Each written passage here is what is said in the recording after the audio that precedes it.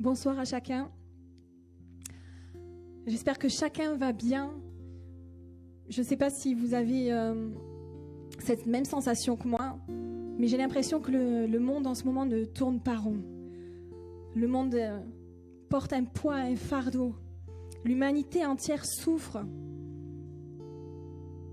Mais un homme important, connu de par le monde, a dit un jour: « Venez à moi, celui qui est fatigué ou chargé, et je lui donnerai du repos. » Et cet homme exceptionnel s'appelle Jésus. Et ce soir, on veut proclamer un Dieu qui secourt, un Dieu qui est amour, un Dieu qui pardonne. Alléluia.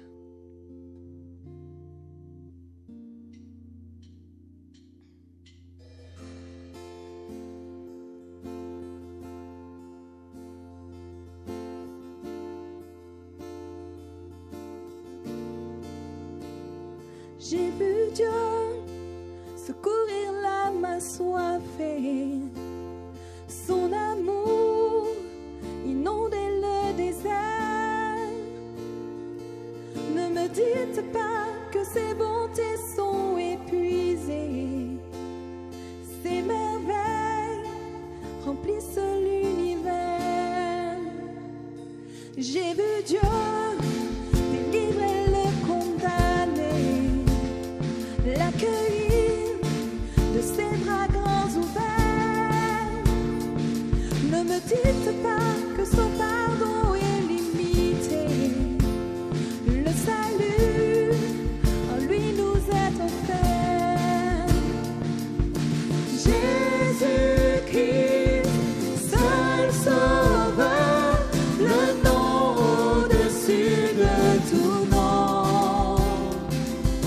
Jésus-Christ, seul Seigneur, le Dieu au-dessus de tout Dieu. Jésus-Christ, revêtu d'autorité, élevé à la droite du Père. Ne me dites pas que la mort pouvait triompher. Sa puissance a terrassé l'enfer. Jésus-Christ, rassemblé, s'est racheté. Il est nommé témoin de sa lumière. Ne me dites pas que son Église est dépassée. Oui, son message est l'espoir de la terre. Jésus-Christ, seul sauveur, le nom au-dessus de tout nom. Jésus-Christ, seul Seigneur, le Dieu au-dessus de tout Dieu. Jésus-Christ, Jésus-Christ, seul sauveur, le nom au-dessus de tout nom. Jésus-Christ, seul Seigneur, le Dieu au-dessus de tout Dieu.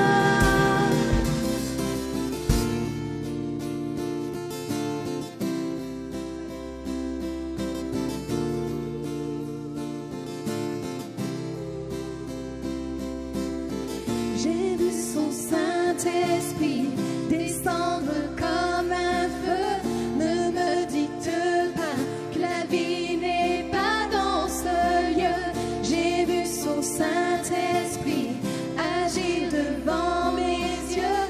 Ne me dites pas que Jésus n'est pas dans ce lieu.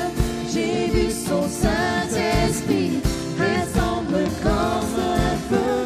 Ne me dites pas que la vie n'est pas dans ce lieu.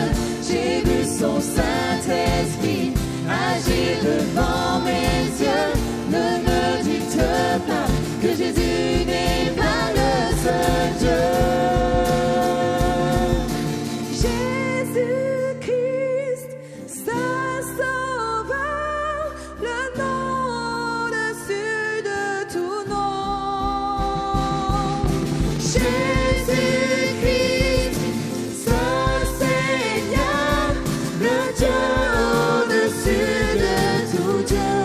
Oui, Jésus-Christ, Jésus-Christ, Saint Sauveur, le nom au-dessus de tout nom.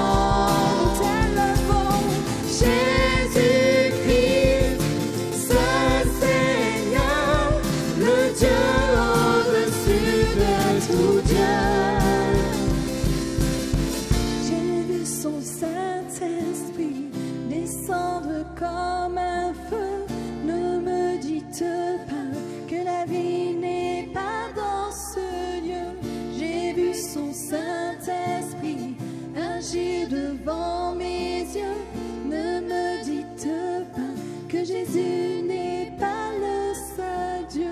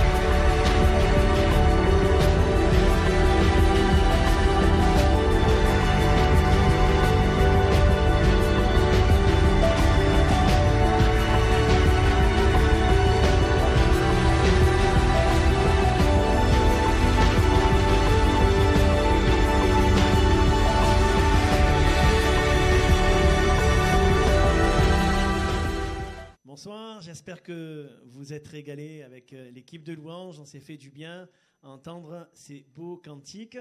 J'aimerais ce soir continuer cette thématique que j'ai vue avec vous mardi dernier sur la personne du Saint-Esprit.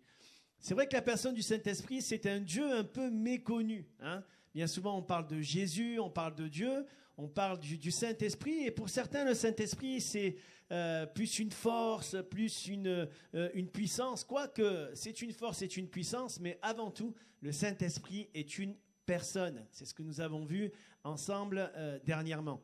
Une personne qui entend, une personne qui parle, une personne qui comprend, une personne qui ressent, au même titre que Jésus, au même titre que Dieu le Père. Le Saint-Esprit est une personne à côté de nous qui nous accompagne et qui est en nous.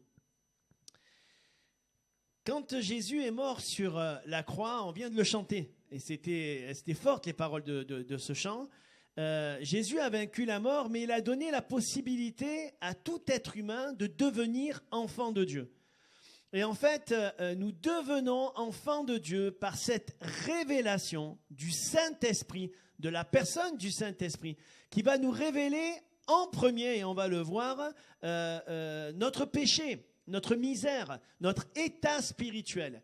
Et lorsque notre état spirituel est révélé, que notre péché est révélé, en même temps, l'Esprit Saint, l'Esprit de Dieu, va nous révéler l'amour de Jésus-Christ et nous révéler que Jésus est ce Sauveur qui nous sauve, qui nous pardonne et qui fait de nous des enfants de Dieu. Et ensuite, après le jour de la Pentecôte, le Seigneur va dire à ses disciples, après sa résurrection, d'attendre à Jérusalem, parce qu'ils allaient recevoir une puissance.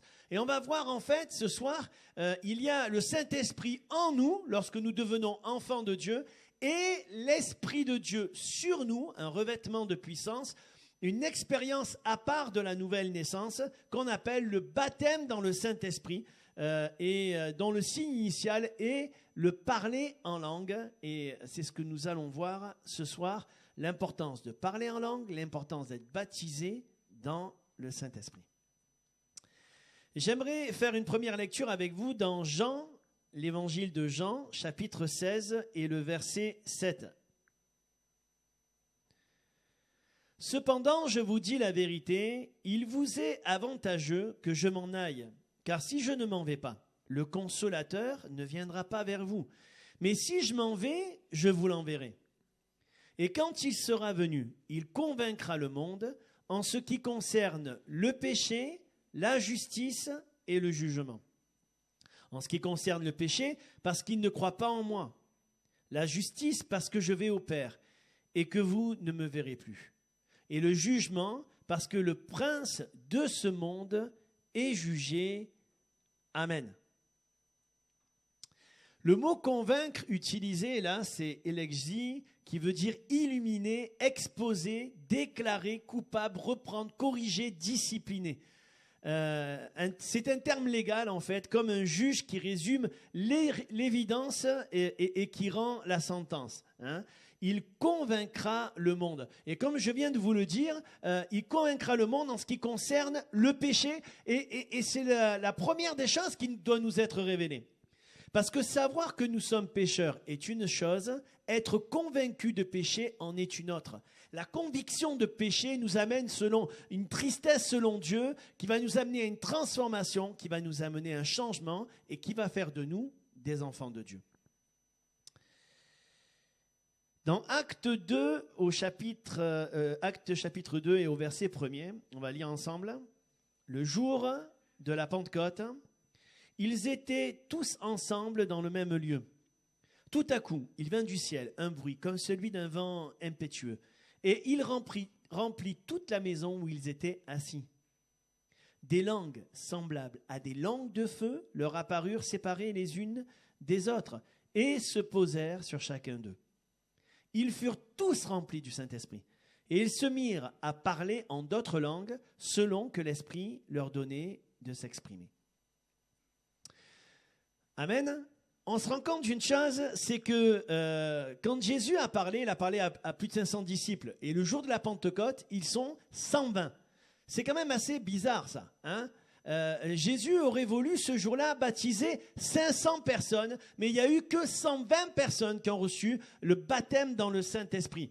C'est toute une question de foi dans les Écritures, de foi dans la parole de Dieu. Et en fait, quand le temps passe, le temps s'écoule, eh ben, ça attaque notre foi. Et des fois, notre manque de persévérance fait qu'on ne va pas obtenir les promesses de Dieu. Des fois, nous n'obtenons pas les promesses de Dieu, non pas parce que on n'y croit pas, mais parce que des fois, on n'y croit pas jusqu'au bout. La Bible dira que c'est celui qui persévérera jusqu'au bout qui sera sauvé. Bien sûr que je suis sauvé.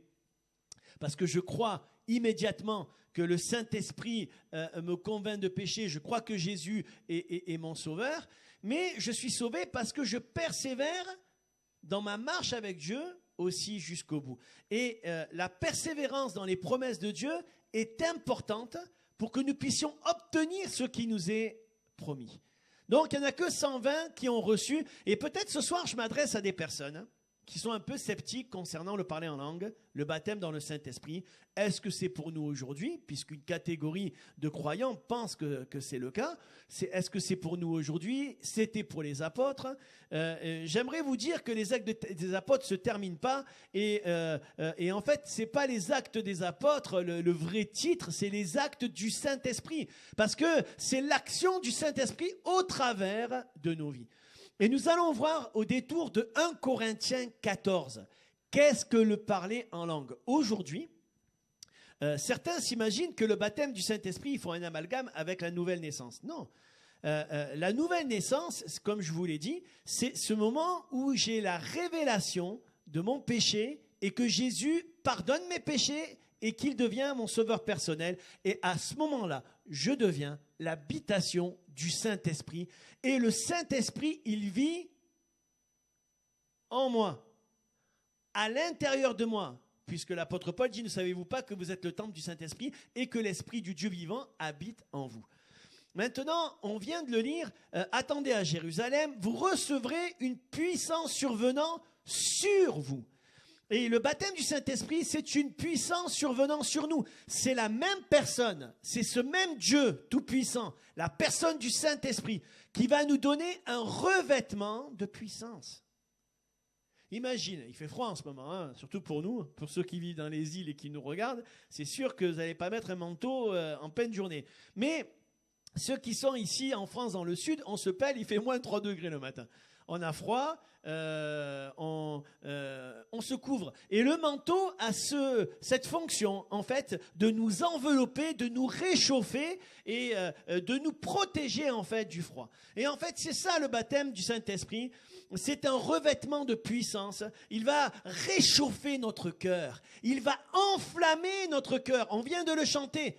C'est Jean le Baptiste le déclarait, moi je ne suis pas digne de délier la courroie des souliers de Jésus, mais lui, il vous baptisera du Saint-Esprit et de feu.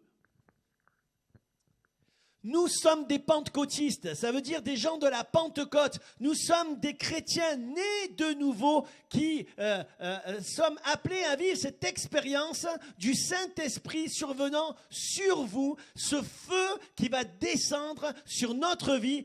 Et vous savez, j'aimerais dire une chose, c'est que l'évangile ne s'est pas propagé avant le baptême dans le Saint-Esprit, il s'est propagé après le jour de la Pentecôte. Et il y a une raison, ce n'est pas un hasard. Parce que certains pourraient dire, on a juste besoin de prêcher la parole. Bien sûr que la parole de Dieu, elle est importante. Mais le Saint-Esprit et Dieu travaillent ensemble. Et si dès le commencement, pour créer la terre, pour qu'il y ait la vie sur cette terre, il a fallu qu'il y ait le travail de la parole et le travail du Saint-Esprit, c'est encore le cas aujourd'hui. Le nom de Dieu, c'est Elohim. C'est un nom pluriel. Et Dieu est fait, Dieu le Père, Dieu Jésus-Christ, Dieu le Saint-Esprit. Ils travaillent ensemble, quoique 3 personnes différentes. Parce qu'ils ont aussi des attributs un peu différents. Il est convenable pour vous que je vous envoie le Saint-Esprit, le Paraklétos, votre ami, votre confident, votre accompagnant, celui qui est à côté de vous, que celui qui est en vous et celui aussi qui vous donnera des dons spirituels et une puissance sur vous, le feu du Saint-Esprit. Et le signe initial du baptême dans le Saint-Esprit, on vient de le lire, c'est le parler en langue. Qu'est-ce qui s'est passé? Tout a tremblé. Il y a eu des démonstrations physiques dans ces moments-là, une démonstration de puissance, tout a tremblé, et tellement que, en fait, vous savez que Jérusalem, c'est une ville portuaire, en fait, il y a des Européens qui étaient là. Ils vont s'approcher parce qu'ils se sont tous mis à prier dans leur langue à eux. C'est-à-dire qu'il y avait des Italiens, il y avait des Grecs, il y avait des personnes qui étaient là et qui entendent des gens qui sont juifs en train de parler dans leur langue à eux et de raconter des merveilles de Dieu. Ils ont été touchés profondément. Certains se sont moqués, il y aura toujours ça, mais d'autres ont été touchés profondément de ce temps-là. Ce n'est pas une manifestation mystique, c'est une manifestation surnaturelle de Dieu et qui a un objectif et qui a un but. On va lire ensemble dans 1 Corinthiens 14, s'il vous plaît. L'apôtre Paul va expliquer en fait ce que c'est le parler en langue. Lisons ensemble 1 Corinthiens 14. Recherchez l'amour, aspirez aux dons spirituels, mais surtout à celui de prophétie. Voilà, maintenant on rentre dans le vif du sujet. En effet, celui qui parle en langue, il ne parle pas aux hommes, mais à Dieu, car personne ne le comprend, et c'est en esprit qu'il dit des mystères. Celui qui prophétise, au contraire, parle aux hommes, les édifie, les exhorte, les console. Celui qui parle en langue, il s'édifie lui-même, et celui qui prophétise édifie l'Église. Amen. Donc quand on vient de lire ça, on a l'explication de l'apôtre Paul de ce que c'est le parler en langue. Celui qui parle en langue, il ne parle pas aux hommes, il parle à Dieu. Donc le parler en langue, c'est de la prière. Alors vous allez me dire, mais ça sert à quoi de prier en langue alors que je prie déjà en français? Ben, tout simplement, la puissance du Saint-Esprit, elle nous est donnée parce qu'elle va nous apporter une plus-value, quelque chose de différent. Quoi? Ce qui est quand même assez étrange, l'apôtre Paul va dire, mais si tu parles en langue dans l'église, ça ne sert à rien parce que personne n'est édifié, parce que personne ne comprend.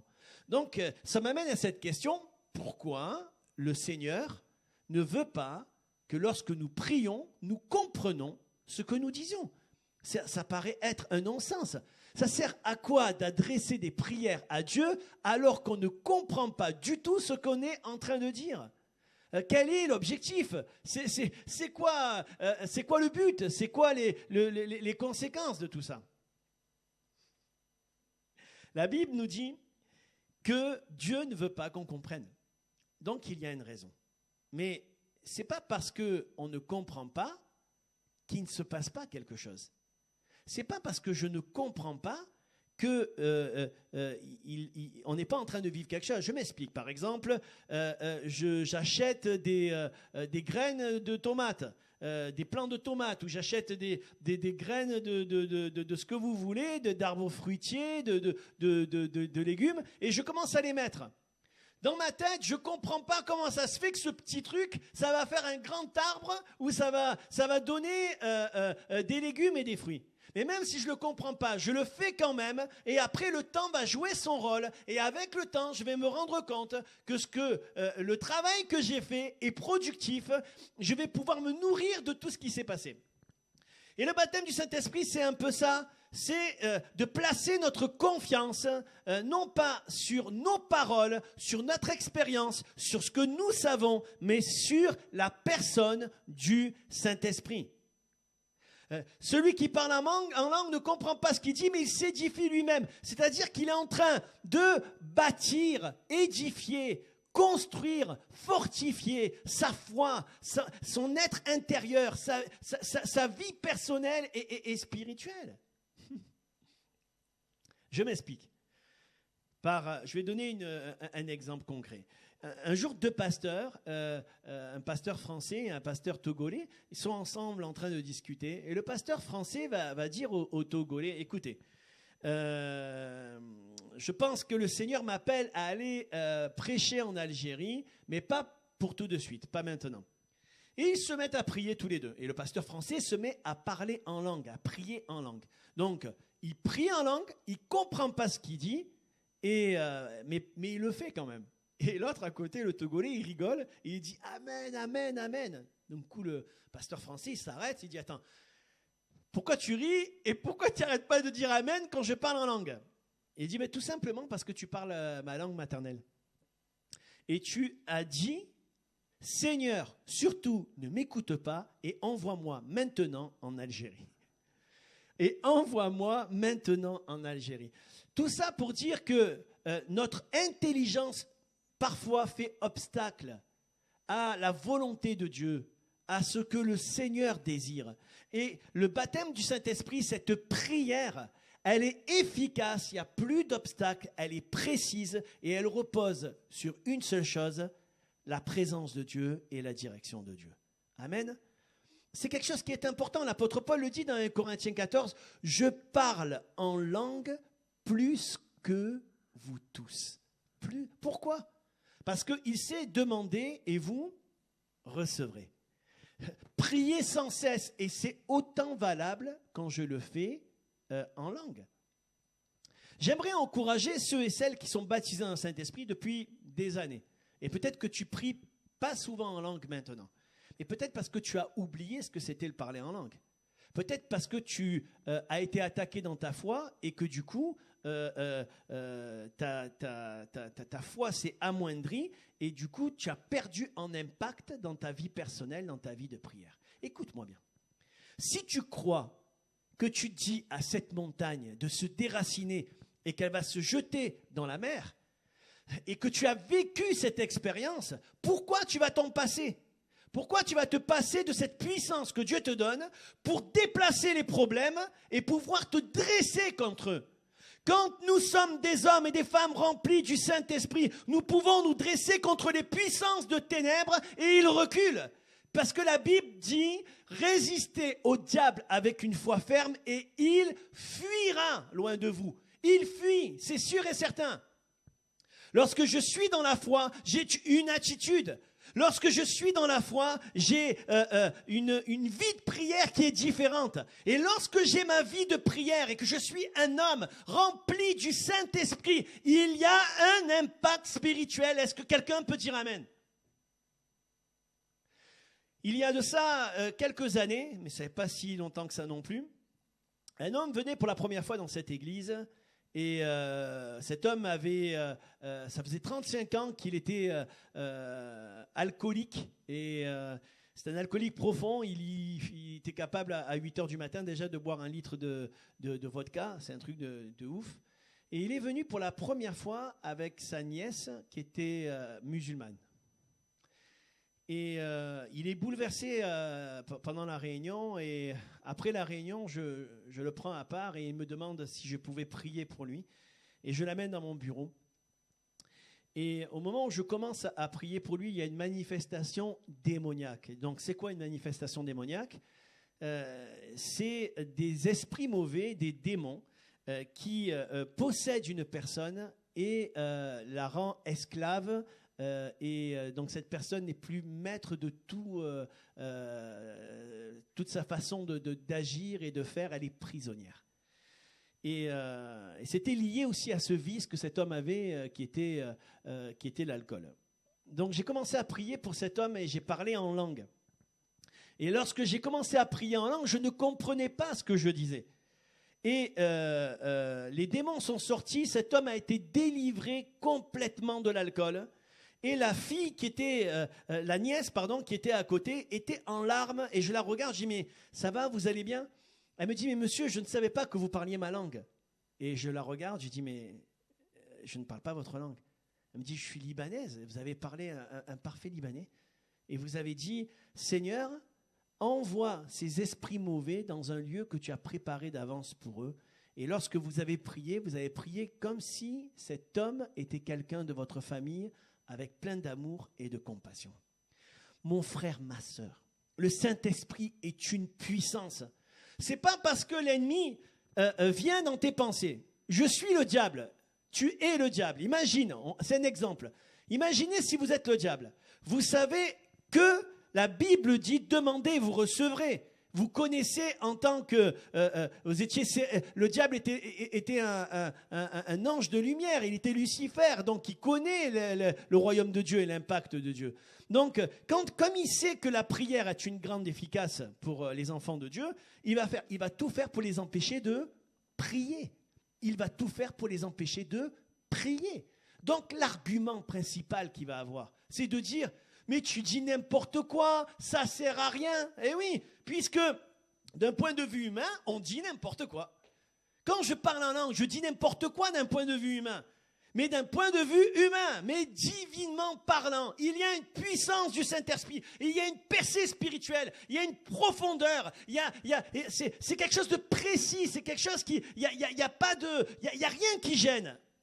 Et si l'apôtre Paul, qui était un homme érudit, qui était un homme éloquent, qui était un homme intelligent, instruit, priait en langue plus que tout le monde, c'est pas que c'était un homme mystique, c'était pas que c'était un homme qui avait quitté la terre, c'était un homme qui connaissait la personne du Saint-Esprit, c'était un homme qui croyait à l'impact de la prière, c'était un homme qui croyait au parler en langue et à son efficacité. Est-ce que quelqu'un peut dire amen? Quand le diable va venir te dire, tu dis n'importe quoi, arrête de prier, toi, tu obéis à Dieu et tu parles en langue jusqu'à ce que tu puisses dire comme l'apôtre Paul, je parle en langue plus que vous tous.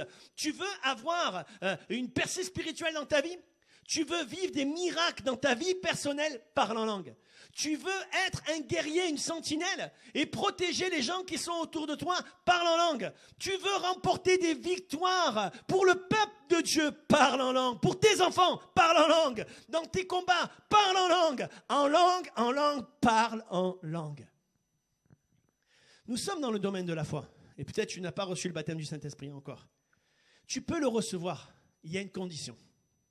La Bible nous dit que le parler en langue, cette expérience après la nouvelle naissance est donnée à ceux qui sont nés de nouveau. Donc la seule condition pour que tu puisses parler en langue, c'est que tu sois né de nouveau, un enfant de Dieu, tu es sûr de ton salut, tu es sûr que Jésus a pardonné tes péchés, alors oui, tu peux demander à Jésus de te baptiser dans le Saint-Esprit. Alors comment ça va se faire? Parce que tu n'as jamais parlé en langue. Moi, je n'avais jamais parlé en langue la première fois que ça m'est arrivé. Celui qui parle en langue, ce n'est pas le Saint-Esprit qui parle, c'est celui qui parle en langue. C'est écrit comme ça. C'est Pierre qui a parlé en langue, c'est Jean, c'est Jacques. C'est pas le Saint-Esprit. Le Saint-Esprit les a visités, il les a inspirés, soit. Mais c'est eux qui ont parlé. Si c'est de la prière, c'est moi qui prie, bien sûr sous l'inspiration du Saint-Esprit, mais c'est moi. Donc tu as besoin de saisir par la foi que le Seigneur veut te baptiser dans le Saint-Esprit. Et ton pas de foi va être que tu ouvres ta bouche et que tu commences à prier dans une langue que tu ne connais pas.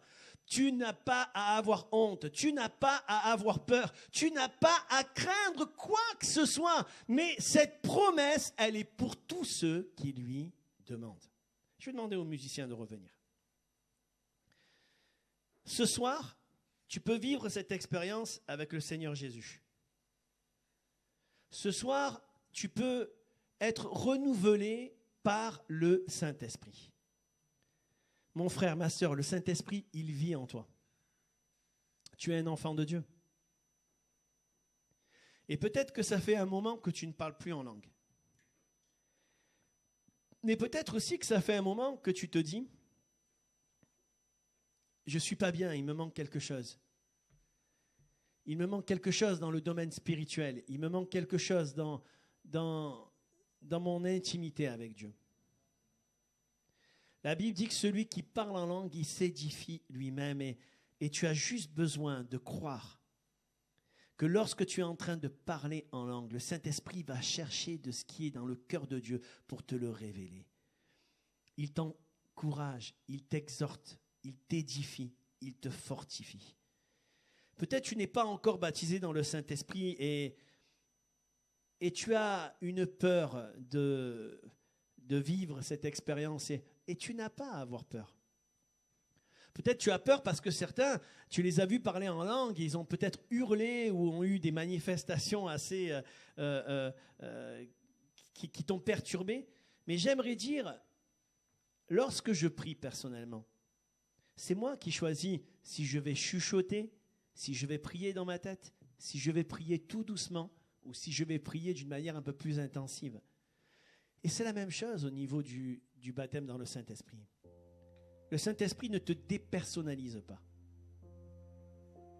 Il va agir au travers de qui tu es. C'est toi qui pries. C'est toi qui le fais, mais sous l'inspiration de Dieu. Le Seigneur veut te baptiser de feu. Le Seigneur veut te renouveler dans le baptême dans le Saint-Esprit ce soir. Laisse-toi conduire. Laisse agir le Saint-Esprit. On va prendre ce chant ensemble qui nous dit ta présence est là. Et pendant qu'on chante ce chant, certains vont saisir par la foi au nom de Jésus que c'est un moment pour toi maintenant et que le Saint-Esprit va te remplir, il va remplir ton cœur, il va remplir ta bouche et tu vas commencer à parler en langue. Ouvre ta bouche et le Seigneur va la remplir. Saisis ça par la foi. Tu vas vivre cette expérience. Ce soir, tu es là et maintenant, l'Esprit de Dieu est en train d'agir et il te dit, c'est pour toi. Tu ne parles plus en langue. Tu as douté. Dès le début, ça a été compliqué parce que tu pensais que ça venait de toi, parce que tu dis toujours les mêmes mots. Mais le Saint-Esprit te dit que ça ne vient pas de toi, ça vient de Dieu. Mais que toutes ces pensées, elles viennent de l'ennemi de ton âme qui veut t'empêcher d'adresser tes prières au Seigneur. Donc tout simplement fais-le. Et au travers de ce chant, alors qu'on va chanter on va déclarer que la personne du Saint-Esprit est là et que le Saint-Esprit est là et que Jésus est là. Alors saisis par la foi et vis cette expérience avec Dieu. Merveilleux.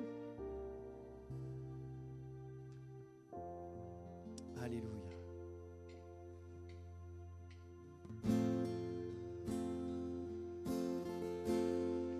Merveilleux ensemble. Merveilleux, si précieux Jésus, tu es glorieux dans ce lieu tes œuvres. Tu fais ta présence un flot de vie qui vient sur moi. Alléluia. Ta présence, un feu qui me rend comme toi.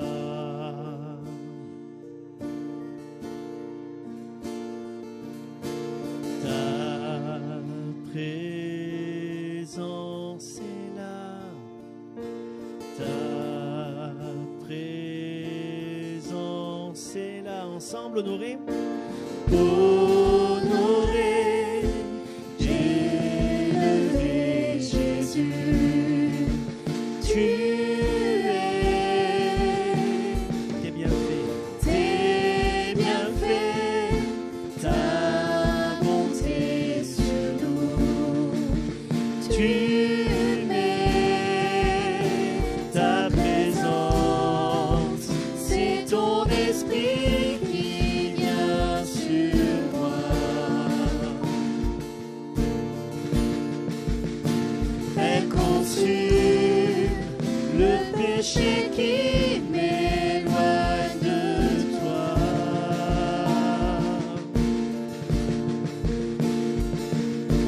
Ta présence est là. Ta présence est là. Comme un feu, comme un vent, elle descend sur moi. Comme un souffle puissant, elle réveille ma foi. Oh, oh, oh, ta présence est là. Comme un feu, comme un vent, elle descend sur moi. Comme un souffle puissant, elle réveille ma foi. Oh, oh, ta présence est là. Ta présence est là. Elle descend sur moi. Jésus, je te vois. Ta présence est là. Elle descend sur moi. Esprit de Dieu, je te vois. Ta présence est là. Elle descend sur moi. Jésus, je te vois. Ta présence est là. Elle descend sur moi. Esprit de Dieu, je te vois. Comme un feu, comme un vent, elle descend sur moi. Comme un souffle puissant, elle réveille ma foi. Oh, oh, ta présence est là. Comme un feu, comme un vent, elle descend sur moi. Comme un souffle puissant, elle réveille ta foi. Oh, oh, oh, ta présence est là. Gloire à Dieu. Voilà, merci à Cécile, à toute l'équipe de louanges de nous avoir conduits ce soir dans la présence de Dieu, et merci de nous avoir suivis sur notre page Facebook. On espère que bientôt on se retrouvera en présentiel. Pour l'instant, on a fait le choix de continuer les directs puisque nous sommes limités à 30 personnes, mais on croit que le Saint-Esprit est illimité, et je crois de tout mon cœur que le Seigneur vous a fait du bien ce soir.